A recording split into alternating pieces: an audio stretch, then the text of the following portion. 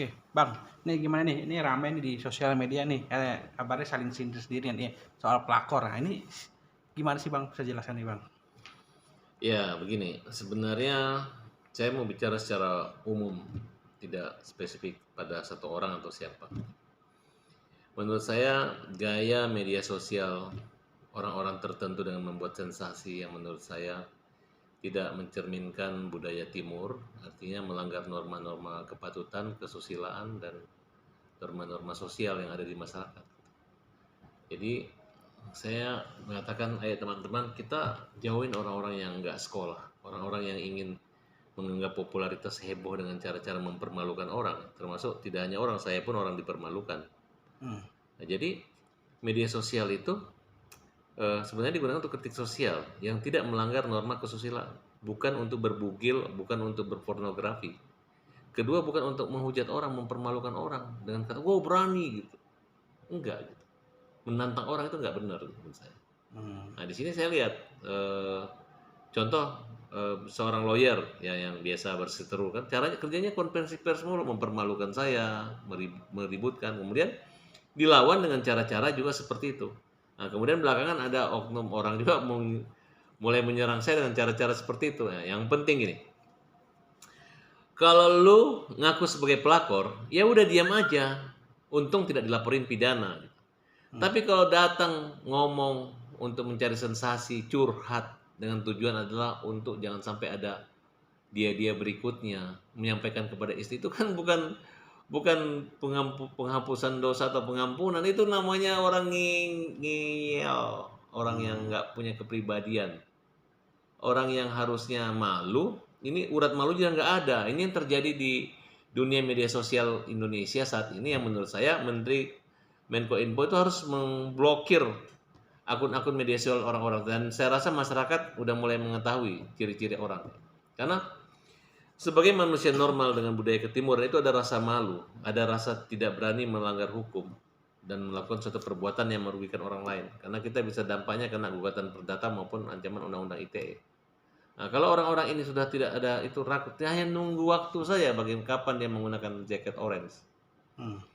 Nah, karena ketika dia menghujat menggunakan media sosial dengan menyebutkan nama jelas, kalau hanya nyindir-nyindiran sih nggak masalah.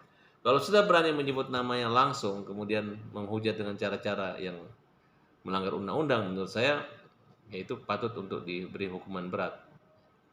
Nah, ketika ada orang salah, kalau bagi saya kalau ada orang salah atau menghujat saya, kemudian dia minta maaf, saya bilang aja, oke, kalau gitu saya hujat kamu dulu baru saya minta maaf, dan kamu harus maafkan juga kan, gitu. Pasti nggak mau dong. Hmm.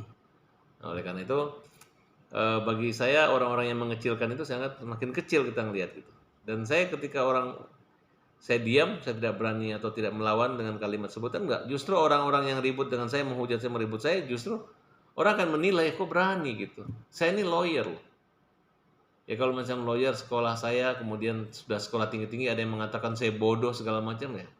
Menurut saya kamu siapa? Kalau orang yang tidak sekolah mengatakan kita bodoh, gimana itu bingungnya gitu kan. Dan berani ngomong di media Hmm. sosial. Jadi menurut saya, ya masyarakat akan menilai.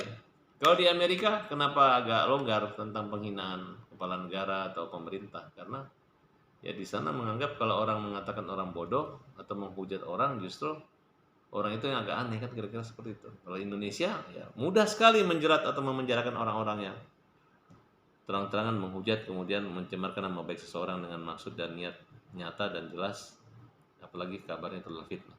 Baik.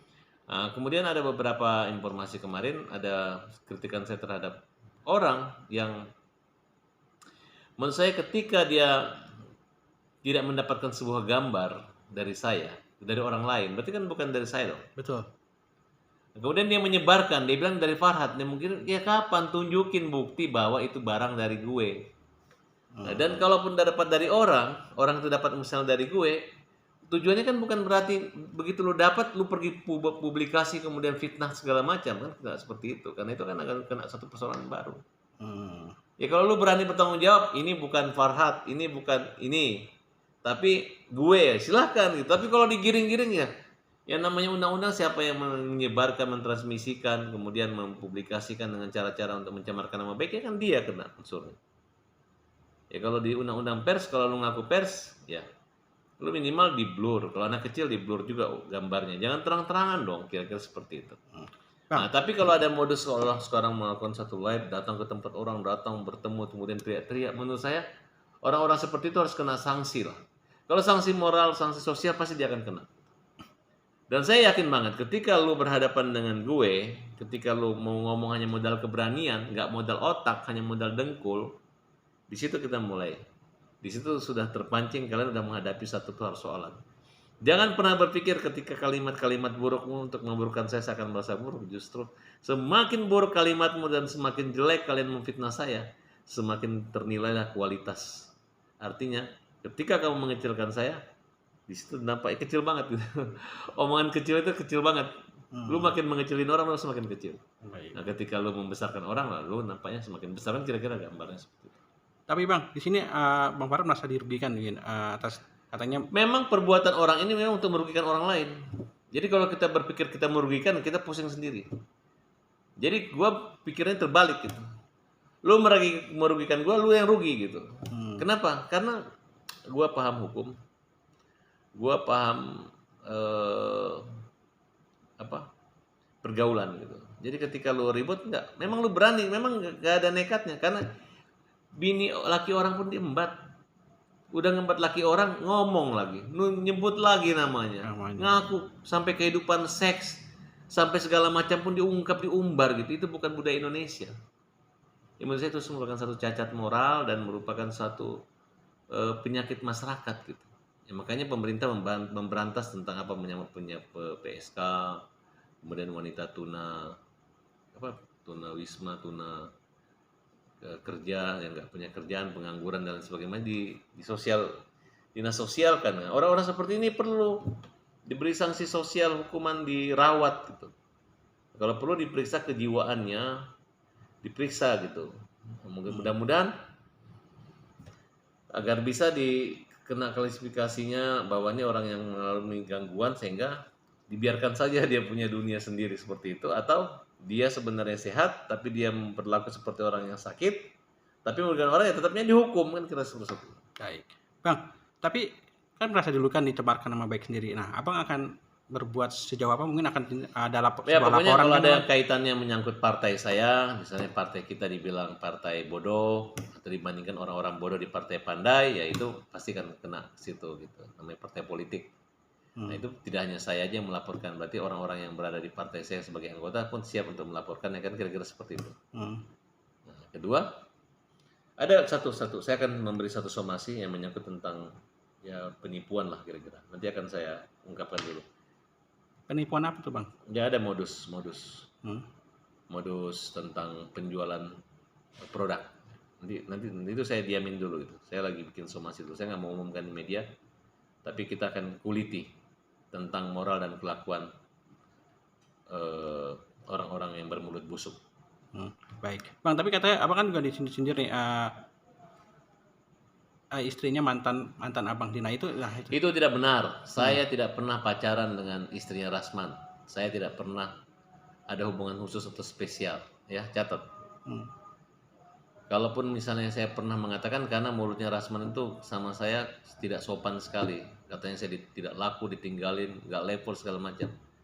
Dan saya katakan memang ada kalimat, istri kamu saya ambil ya. Itu kan ketika berantem gitu. Rasman marahnya minta ampun sama saya.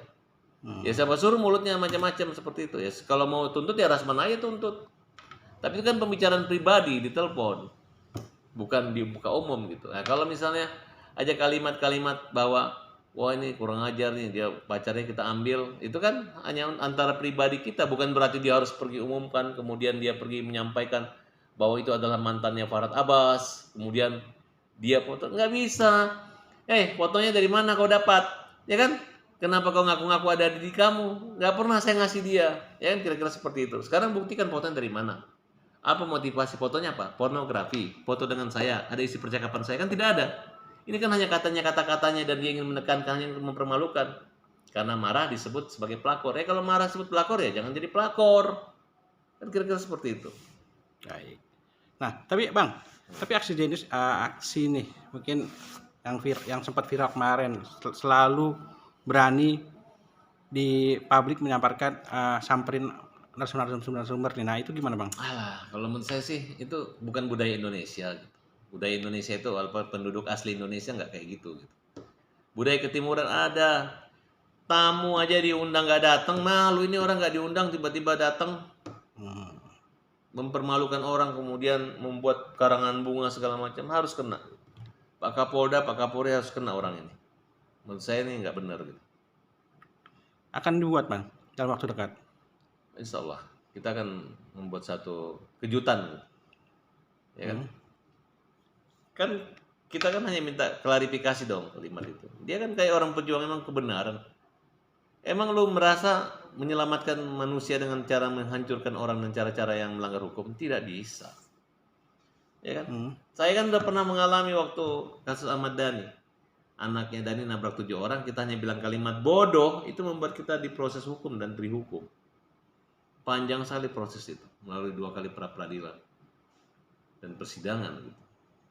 Jadi saya orang yang paling tahu dan paling takut untuk melanggar hukum dalam perkara ini. Saya berhadapan dengan orang yang lebih sombong dan lebih angkuh daripada perbuatan-perbuatan yang saya anggap zalim dan kejam itu inilah.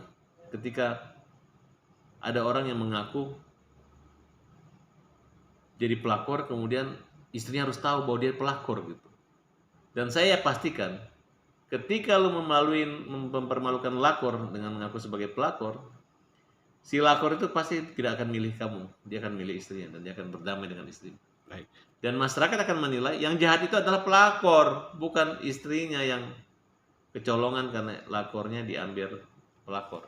Tentunya ini juga merugikan nih, Bang. Kan ini masa lalu, seharusnya itu tidak diumbar. Artinya kan memang Ya memang tujuannya untuk konten, tujuannya untuk ngetop, tujuan untuk mempermalukan karena kaitannya laki-laki ini adalah istrinya artis, suaminya artis. Tujuannya apa? Followernya. Tujuannya apa? Subscribernya. Tujuannya apa? Materi. Tujuannya apa? Dagangan. Tapi cara-cara inilah yang akan saya lawan. Sampaikan kepada masyarakat. Kalau ada orang menjual produk dengan cara-cara seperti ini, mudah kebaca. Kita hajar. Kalau dalam agama itu cara-cara yang berdosa. Cara-cara yang haram. Cara-cara yang zolim. Yang jangan kita anggap ini dunia hiburan atau infotainment atau juara media sosial, enggak. Jadi perilaku hanya orang-orang yang tidak paham, orang-orang yang bodoh, orang-orang yang tidak sekolah, orang-orang yang tidak takut hukum yang berani melakukan itu. Kalau orang-orang normal itu bahaya, senjata makin kuat. Apalagi kalau pernah berkawan dengan saya kemudian bermusuhan dengan saya, berarti saya anggap mereka adalah orang-orang yang berbahaya menurut saya. Ya memang pagar makan tanaman dan mereka adalah orang-orang yang tidak bisa menjaga hubungan baik, bahwa mungkin hari esok kita akan berada di satu tempat yang berbeda. Tapi mereka adalah orang-orang yang betul-betul menganggap bahwa gue gak takut, gue hebat, rasain lu, gak bisa begitu dong. Nah kalau misalnya saya memilih memblok telepon atau oknum-oknum orang yang bermasalah dengan saya, itu urusan saya. Saya tidak mau berhadapan langsung dengan mereka. Karena saya punya orang yang sakit hati, orang yang emosi itu kan jahat. Daripada orang-orang itu mengalami kejahatan mulut saya akibat pancingan-pancingan mereka, yang mending saya diamin aja. Kenapa dia marah? Kalau saya bikin suatu cerita tentang suatu masalah dan judulnya pelakor, ya urusan pribadi saya kan, bukan kalian. Kenapa kalian tersinggung kan, kira-kira seperti itu. Oke. Ada yang terakhir, Bang. Pesan apa yang disampaikan oleh wanita ini mungkin, Bang? Yang penting lo sekolah. Kan seperti saran gua dulu mengejar paket C, ya silakan sekolah aja gitu. Kemudian dalam akal kepribadian pergaulan, lu jangan menghujat sok berani sama orang karena ada hukum yang mengatur.